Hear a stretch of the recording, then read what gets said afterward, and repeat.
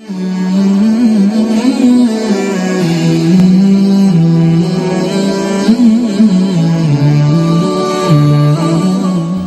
Channel, সত্য ও শান্তির পথে। 5 times salah with full of solemnity and submission. আওয়াজ করে উত্তর দেন, সফল হলো কারা? আরো জোরে বলতে হবে, সফল হয়েছে কারা? ঈমান এনেছে যারা। قد أفلح المؤمنون, মুমিনরা সফল কাম। তবে যেন মুমিন নয়, ওই মুমিনের মধ্যে 7টা কোয়ালিটি থাকা চাই। চিৎকার করে বলেন ভাইরা, কয়টা? এই 7টা গুণাবলীর কথা কি শুনতে মনে চায় না কষ্ট হচ্ছে? শুনবেন সংক্ষিপ্ত পরিসরে অ্যাড্রেস করলে শুনতে রাজি আছেন তো? 1 নাম্বার, আল্লাযীনা হুম ফি সালাতিহিম খাশিউন। শুরু হয়ে গেছে 1 নাম্বার। কয় নাম্বার? মনে রাখতে হবে, I consider this programme as a class. আমি মনে করি আমি যখন বক্তৃতা করি আমি ক্লাস নেই, ফলে যারা কথা শুনে তারা আমার শ্রোতা, তারা আমার ছাত্র। কোরআনের ছাত্র হয়ে বাঁচলেও লাভ, মরলেও লাভ। আলহামদুলিল্লাহ কইবেন না? 1 নাম্বার গুণ হচ্ছে আল্লাযীনা হুম ফি সালাতিহিম খাশিউন। এমন মুমিনদের বৈশিষ্ট্যগুলির মধ্যে থেকে প্রথম গুণ হচ্ছে তারা তাদের সালাতে খাশিউন, ভীত। অন্তরটা থাকে ভীত। মুমিনের অন্তরের মধ্যে ভয় থাকে একজনের। চিৎকার করে বলতে হবে, তিনি কে? যাদের হৃদয়ে আছে আল্লাহর ভয়, তারা কবু পথ ভুলে যায় না। আল্লাহর প্রেম ছাড়া এই দুনিয়ায় কারো কাছে কোনো কিছু চায় না। রাতের আধারে যারা সেজদাতে রয়, দু চোখের শ্রুতে নদী যেন বয়। রাতের আধারে যারা সেজদাতে রয়, দু চোখের শ্রুতে নদী যেন বয়। ছলনার হাতছানি যতই ডাকুক, ছলনার হাতছানি যতই আসুক, পেছনে ফিরেও সে তাকায় না। যাদের হৃদয়ে আছে আল্লাহর ভয়, তারা কবু পথ ভুলে যায় না। আল্লাহর প্রেম ছাড়া এই দুনিয়ায় কারো কাছে কোনো কিছু চাই না, কারো কাছে কোনো কিছু চাই না। চিল্লায় পড়েন আল্লাহু আকবার। মুমিন যখন সালাতে দাঁড়ায় তার অন্তরে ভয় থাকে কার? চিল্লায় বলেন কার? এজন্য ধীরস্থির ভাবে নামাজ পড়তে হবে। রাজি আছেন তো? নামাজের মধ্যে কোনো তাড়াহুড়ো। এজন্য আল্লাহ বললেন, قد أفلح المؤمنون الذين هم في صلاتهم خاشعون। মুমিনরা সফলকাম, দুনিয়াতেও সফলকাম, আখিরাতেও সফলকাম। ওই মুমিনদের প্রথম গুণ হলো তারা যখন নামাজে দাঁড়ায় তাদের অন্তরের মধ্যে ভয় থাকে কার? নামাজ যখন মুমিন পড়ে শুধু নিজেই মুসল্লি হয় না, মনটারও মুসল্লি বানায়। আল্লাহু আকবার। আমরা শুধু নিজেরা নামাজি হই, মনটারে নামাজি বানাই না। মনটাকেও নামাজি বানাতে হবে, বুঝতে পেরেছেন? আমাদের হাত পা নামাজ পড়ে, আমাদের মাথা রুকু করে, সেজদা করে, আমাদের শরীর নামাজ পড়ে, আমাদের মন নামাজ পড়ে না। আমরা নামাজেও থাকি, আবার বিপিএল এর চিন্তা আছে না নাই? আমরা নামাজেও থাকি, আবার দোকানপাটের চিন্তা আছে না নাই? আমরা নামাজেও থাকি, আবার ব্যবসা বাণিজ্যের হিসাব আছে না নাই? তো শুধু নিজেরা নামাজি হলে চলবে? শুনতেছেন? শুধু নিজেরা, শুধু দেহটা মুসল্লি হলে চলবে? মনটারও মুসল্লি বানা। নামাজে যখন দাঁড়িয়েছেন মনটা নিয়ে দাঁড়া। এই মনকে আরবিতে বলে কলব। কি বলে? কলব মানে যেটা বেশি পরিবর্তন হয়, নাড়াচাড়া করে, পৃথিবীতে সবচাইতে বেশি মুভ করে যে জিনিসটা, এটা হচ্ছে কলব, মানে মন। ঠিক না? এটা এখন আছে এই জায়গায়, এরপরে চলে গিয়েছে ঢাকা, এরপরে সৌদি আরব, এরপরে আমেরিকা। পাসপোর্ট ভিসা কিছু লাগছে? কথা কর। এটা ছোটে পাগল মন। মন কেন এত কথা বলে আছে না নাই? পাগল মোহন, মোহন রে মন কেন এত কথা বলে, আছে না নাই?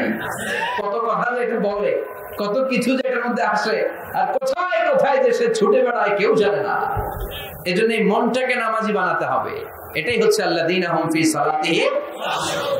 সাহাবারা যখন নামাজ পড়তেন সাহাবারা যখন সফরের মধ্যে মরুভূমির মাঝখানে দাঁড়িয়ে নামাজ পড়তেন, মরুভূমির আকাশের মধ্যে ভেসে বেড়ানো পাখিগুলো আকাশ ছেড়ে দিয়ে সাহাবাদের মাথায় এসে বসে যেত।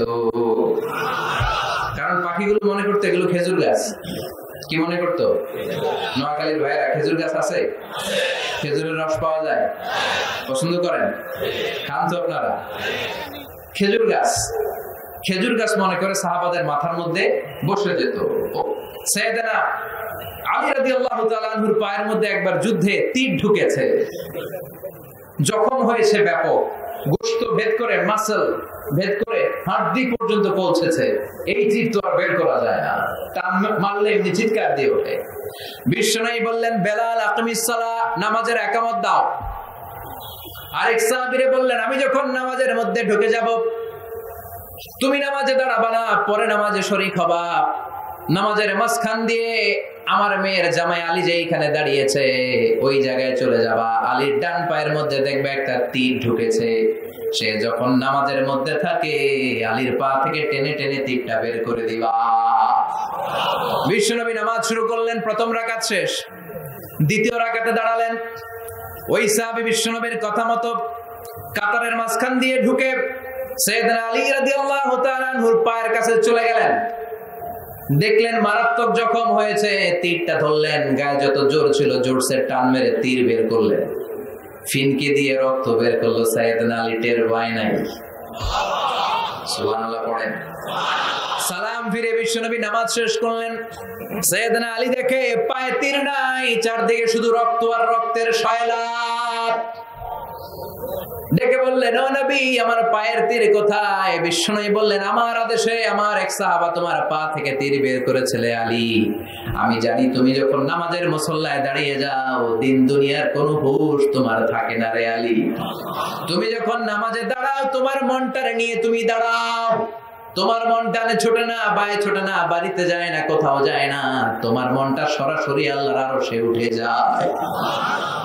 আল্লাহর আরশে তোমার মন চলে যায়, আল্লাহর দিকে তুমি মনোনিবেশ এমন ভাবে করেছো রে আলী, টান মেরে তোমার পা থেকে যুদ্ধে বিঁধে যাওয়া তীরটা খুলেছে, তুমি টের পাও নাই রে আলী। আল্লাযীনা হুম ফি সালাতিহিম খাশিউন, নামাজের মধ্যে এমন আল্লাহরে ভয় পায় দিন দুনিয়ার কোনো হুঁশ তাদের থাকে না। তারা শুধু দেহটা নিয়েই নামাজে দাঁড়ায় না, মনটা নিয়েও নামাজে দাঁড়ায়। চিল্লা এখন ঠিক কিনা? কিন্তু আমাদের তো মন নামাজে থাকে না, মন ধরে রাখা যায় না। পাগল মন, মন কেন এত কথা বলে, মন কেন এত দিকে ছোটে, ঠিক কিনা? এই মনটারে নামাজে ধরে রাখার দরকার আছে না নাই? নোয়াখালীর ভাইয়েরা নামাজে মনোযোগ থাকে না, এই সমস্যা আমাদের আছে না নাই? আছে না? আছে না? এটা কমন সমস্যা, মন থাকে না। আমরা কি চাই না আমাদের সালাতটা আমাদের সাথে থাকুক, আমাদের মনটাকে নিয়ে আমরা নামাজ পড়ি? বিশ্বনবী কিছু টিপস শিখিয়েছেন, এই টিপস গুলো শুনতে চান? কিভাবে সালাতের ভিতরে মনোযোগ আয়ন আপনি করবেন, বৃদ্ধি করবেন কিভাবে? 5টা টিপস আপনাদেরকে শোনাবো। কয়টা মনে থাকবে? না খাইয়ে ফেলবেন খেজুরের রসের সাথে? মনে থাকবে তো? টিপস নাম্বার 1, বিশ্বনবী বললেন, সল্লু সালাতান মুআদ্দিয়া, বিদায়ী নামাজ পড়ো, আখেরি নামাজ পড়ো। প্রতিটা নামাজের ওয়াক্তের সময় মনে করো হতে পারে এই নামাজটাই আমার জীবনের শেষ নামাজ। হতে পারে না? কথা কম। আমার ঘড়িতে এখন বাজছে একেবারে বরাবর রাত 11টা। আপনাকে বলা হলো রাত 12টায় আপনাকে পৃথিবী ছেড়ে চলে যেতে হবে। শুনতেছেন? মনোযোগ নাই মনে হয়? স্লোগান দেন, লিল্লাহি তাকবীর। রাত 12টায় আপনাকে চলে যেতে হবে আল্লাহর দরবারে। মালাকুল মাউত এসে আপনার রূহ কবজ করে নিয়ে যাবে। এখন বাজে 11টা, উনি আসবেন 12টায়, তো আমার আছে কয় ঘন্টা? জোরে বলেন। বলা হলো এই 1 ঘন্টায় আপনার জীবনের শেষ সময়, আখেরি সুযোগ। যান 2 রাকাত নামাজ পড়েন। ওই দিনের 2 রাকাত নামাজের মতো কি আমার সারা জীবনের কোনো নামাজ হবে? কারণ আমি জানি 1 ঘন্টা পরে এই ক্ষণিকের দুনিয়া ছেড়ে আমাকে চলে যেতে হবে। ওই দিন আপনি এত সুন্দর করে অজু করবেন, জীবনে এত চমৎকার অজু করেন নাই, জোরে কোন ঠিক কিনা?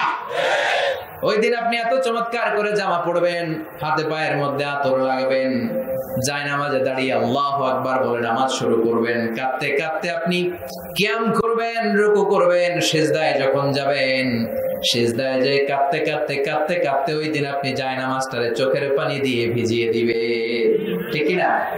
কারণ আপনি সুনিশ্চিত 1 ঘন্টা পর আপনাকে চলে যেতে হচ্ছে। 1 ঘন্টা পরে আপনাকে চলে যেতে হবে। ওই দিনের সেজদাটা আপনার জীবনের সবচাইতে শ্রেষ্ঠতম সেজদা হবে, ঠিক কি না? কারণ আপনি জানেন আপনি চলে যাবেন, এটাই আপনার জীবনের শেষ নামাজ। তো প্রতিটা নামাজ যখন আমরা পড়ি, এর পরের নামাজ আমাদের জীবনে আছে কিনা কোনো গ্যারান্টি আছে নাকি? তাহলে প্রতিটা নামাজের সময় হতে পারে এটা আমাদের জীবনের শেষ নামাজ। এই চিন্তাটা করার দরকার আছে না? আর আধা ঘন্টা যে আমরা বেঁচে থাকবো, কেউ গ্যারান্টি দিয়ে হাত তুলতে পারবেন?